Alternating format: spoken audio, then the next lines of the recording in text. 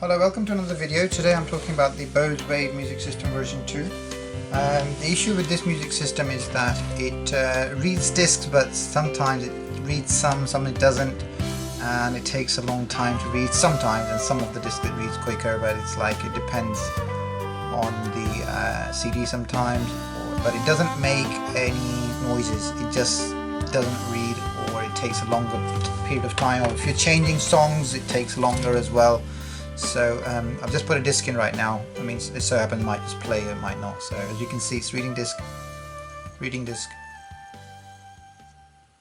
Yeah, now it's playing. So if we take this out and pop it back in again. I mean, this process should be fairly instant. It shouldn't take that long, and it shouldn't flash that much anyway. So without playing any songs as such, we can actually just take an idea of how long it's taking by saying, and if we just skip songs.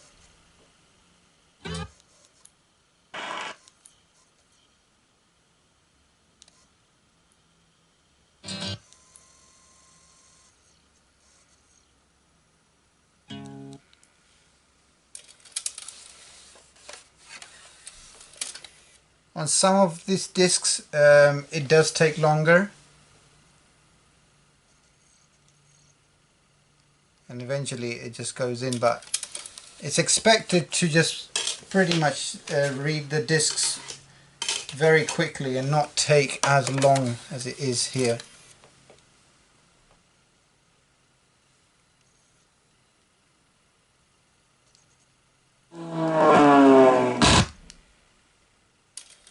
So in this disc it's really quick. Let's try a few others.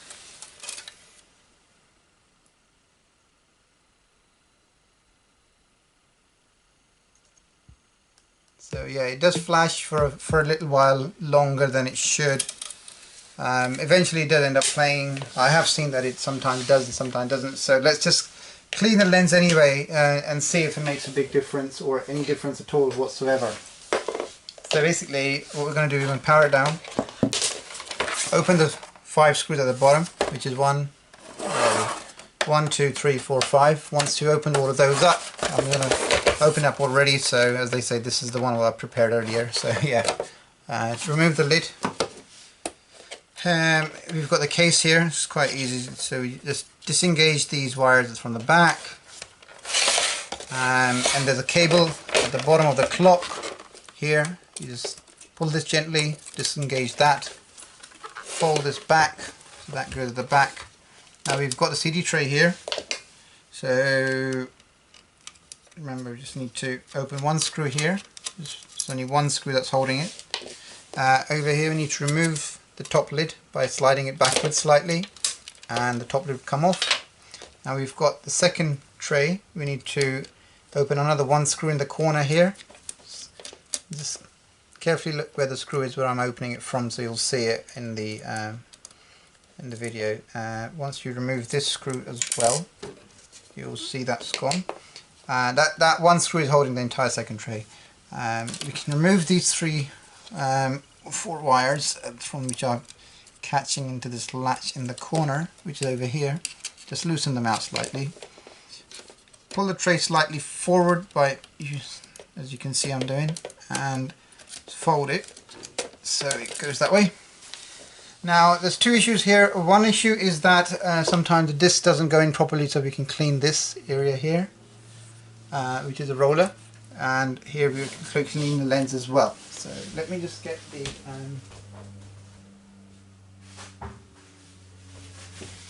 tissue, because I always use a tissue anyway. Sometimes the most basic things do the wonders in jobs, don't need any science. So we use some clear IPA 170 alcohol, so that's going to sort of clean the rubber, or the roller should I say. It's a bit like printer rollers, you know, in the old days that used to happen. So just twist them around slightly. I'm going to probably just go through it and see that it's the dirt that is coming off the roller for the years that it has been taking the discs in and out. Fortunately it doesn't have any brushes or anything to actually just keep it clean. So yeah, once that's clean, just wind the rollers. Here we are, that's all clean. We need to clean the lens as well, which is just here. So we just take a tissue cotton bud with IPA 70 as well. Gently just clear the plastic because it had a bit of there we are, it's all clean. That's it, the lens is clean. No need to actually do much else to it, and we just want to put this back exactly as it was. So we're going to put it back into its catches as it was. Hopefully it will go back in. Yep, slide the wires back in as they were before. Yep, that's all back. Now we're just going to put the screw back in, the one that we took out earlier. Come on, go back in. Sometimes it's good to have a magnetic screwdriver. Right, that's in place. Same with the other lid. So slide this backwards and then forwards. That's back in its place. You don't need to touch anything else at all in this complete unit because that's the only thing that's causing the issue. Tighten that places exactly as it is. Don't need to take anything else out. Put the ribbon back in its place.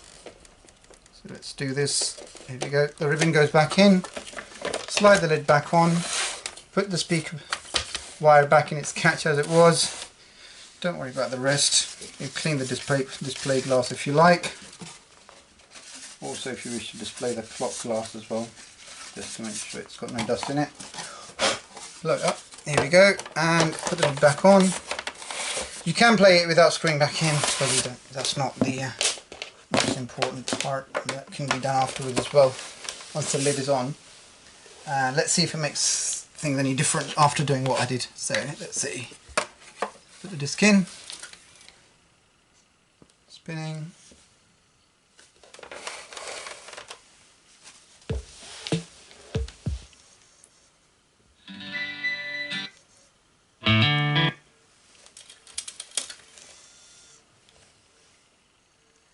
So I think this has now fixed that issue. We don't have a problem with that at all. So we just have to, let's see if we can just try another disc.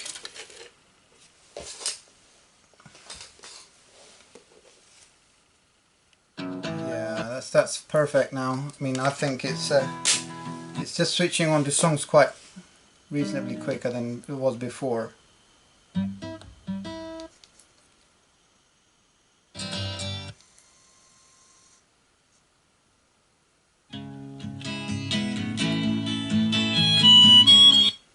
But anyway, thanks for watching. I hope this will help some of you. Just remember that opening these units can cause a bit of problem because I know as simple as it looks, the catches can break sometimes when you're opening them. So just be careful. And also there is a trick to put them back in. I mean, I would say you need to use a bit of Vaseline sometimes to close these back in its place, because these units are so old, sometimes they might not close properly and these screws will break the plastic. So let me give you a bit of a tip here. Just give me a minute.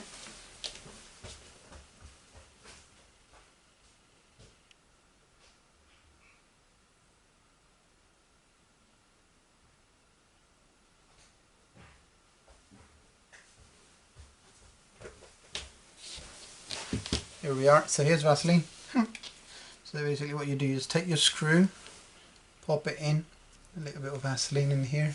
I mean, you can use grease as well. I mean, I'm just Vaseline. Pop all the screws a little bit in Vaseline. Pop it in. This one as well. All of those. It will go in. Pop this one in Vaseline as well. It goes back in. And this one as well. Pop in Vaseline. Goes back in. Now, you don't just start tightening them. What you do, you need to do it as an opening motion, and you'll hear a notch drop. That's it. When you hear that notch, then you start twisting. Because what people do is they put the screw in and they start turning it. Well, no, that's the wrong way. What you do, you put the screw in and you want it to go in the same threads as it came out from. So what you do, you reverse back and you hear a little click, and that's where you start twisting it back in its place. And that's the best way to screw in back any item to make sure it doesn't break. This one and the last one, second last one is here. Tip, and there we go. It goes in a lot more quicker because it knows where the threads are instead of burning new ones. And